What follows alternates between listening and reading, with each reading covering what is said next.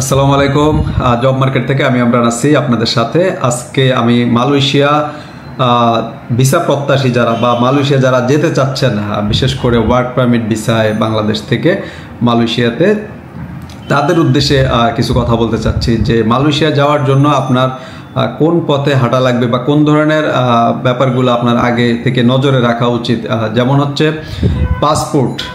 পাসপোর্টের কিন্তু মিনিমাম 2 বছরের একটা মেয়াদ আপনার পাসপোর্টে যদি থাকে, এটা সব দেশের জন্যই ভালো। তো অ্যাটলিস্ট মালয়েশিয়া তো এটা রাখাই লাগে। মালয়েশিয়া যদি 2 বছরের মেয়াদ না থাকে, তাহলে আপনি অনেক সময় দেখা গেছে মেডিকেলও কিন্তু আপনি করতে পারবেন না। তো মালয়েশিয়ার ব্যাপারটা একটু ব্যতিক্রম। এবং হচ্ছে আপনার NID card, as per NID কার্ডের কপিও কিন্তু গত যে মেডিকেল প্রসিডিউর ছিল এগুলো কিন্তু সাথে লাগছে।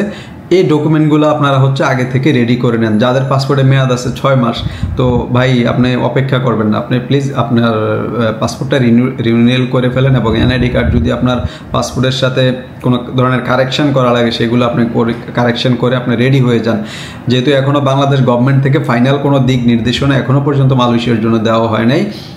প্রসিডিউরে আছে টোটাল সিস্টেমটাই, হয়তো বা যে কোনো সময় একটা ডিক্লেয়ার চলে আসবে যে এই প্রসিডিউরে মেডিকেল হবে, এই প্রসিডিউরে যাবে। তবে এখন মালয়েশিয়াতে যারা যাবেন তাদের ভাগ্যটা আগের যারা গিয়েছে তাদের তুলনায় একটু বেশি ভালো হবে, কারণ স্যালারিটা ইনক্রিজ হয়েছে কিছুটা। আগে তো 1200 থেকে পরে 1500, এখন আরও শুনতেছি আরও কিছুটা প্লাস হবে। তো এটা যখন আমরা কাজ শুরু করব তখন বলতে পারবো। তো এখনও পর্যন্ত কোনো ধরনের ফাইনাল দিক নির্দেশনা যেহেতু আসে নাই, আপনারা আমাদের এই চ্যানেলটি সাবস্ক্রাইব করে আমাদের সাথেই থাকুন, যাতে আমরা আপনাদের সাথে একদম অথেন্টিক যে নিউজটা, এই নিউজটা যাতে শেয়ার করতে পারি। আপনাদের যে কোনো ধরনের জিজ্ঞাসা, যে কোনো ধরনের কোয়ারি থাকলে আপনারা সরাসরি আমাদের অফিসে এসে আপনারা এসব ব্যাপারে শেয়ার করতে পারেন বা জানতে পারেন, বা কমেন্ট করে আপনারা যে এই জিনিসগুলো আপনাদের জানার আছে, আমরা চেষ্টা করব পরবর্তী কোনো ভিডিওর সাথে আপনাদের এই জিনিসগুলোর অ্যান্সার দেওয়ার জন্য বা এটা শেয়ার করার জন্য। তো যারা মালয়েশিয়া যাবেন তারা আগে থেকে প্রস্তুতি নিয়ে রাখেন। এখনই কোনো এজেন্সি বা এজেন্ট যারা আছে তাদের সাথে এখনও ফাইনাল দিক নির্দেশনা না পাওয়া পর্যন্ত আপনারা কোনো ধরনের লেনদেন প্লাস হচ্ছে ডকুমেন্ট জমা এগুলা থেকে একটু বিরত থাকুন। কারণ গভর্নমেন্টই আমাদেরকে বলে দিবে যে এই প্রসিডিউর এটা এইভাবে এই ধাপগুলা অবলম্বন করবেন, এইভাবে আপনারা যেতে পারবেন।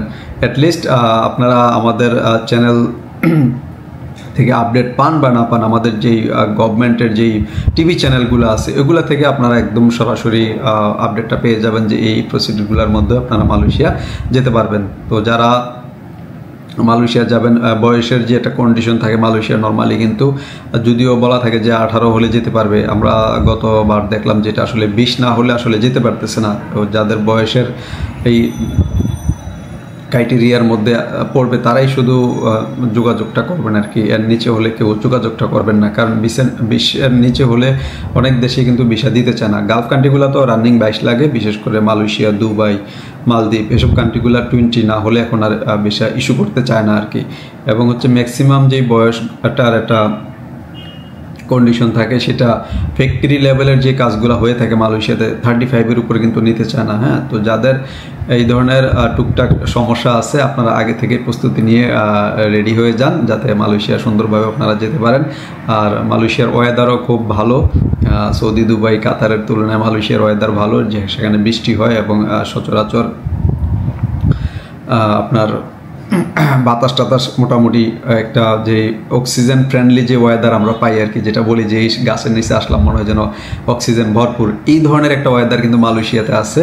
তো আমি গত রমজানটা এই 5-7 দিন ওখানে মালয়েশিয়াতে ছিলাম, খুবই ফ্রেন্ডলি ওয়েদার। তো যারা মালয়েশিয়া যাবেন তারা অবশ্যই খোঁজখবর রেখে ভালো নিউজ এবং ভালো কোম্পানি খোঁজখবর নিয়ে তারপর হচ্ছে ওখানটাতে আপনারা যাবেন।